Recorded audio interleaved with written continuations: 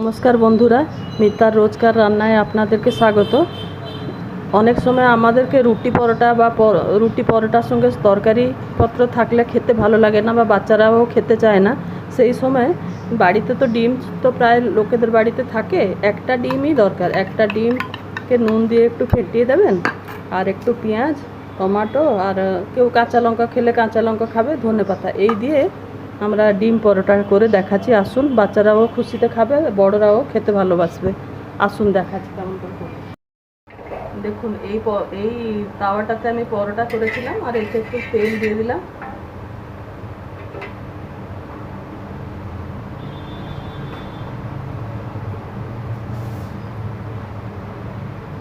তেল দিয়ে দিয়ে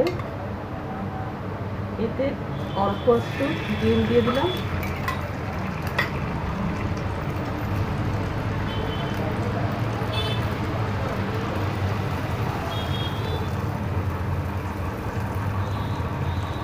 এই সব দিয়ে দিয়ে এর উপরে পরোটাটা দিয়ে দিলাম।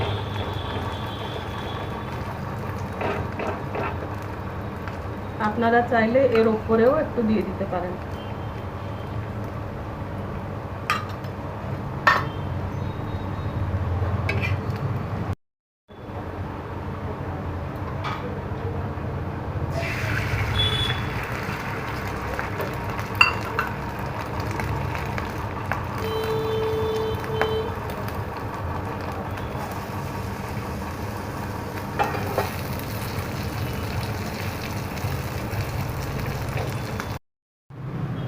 দেখুন, ডিম পরোটা আমার হয়ে গেল। খুব কম সময়তে এটা হয়ে যায়, আর খেতেও খুব ভালো লাগে। আপনারা বাচ্চাদেরকে দেবেন, নিজেরাও খেয়ে দেখবেন কত ভালো লাগছে। আর ভালো লাগলে আমার চ্যানেলটাকে লাইক, শেয়ার, সাবস্ক্রাইব করবেন। ধন্যবাদ।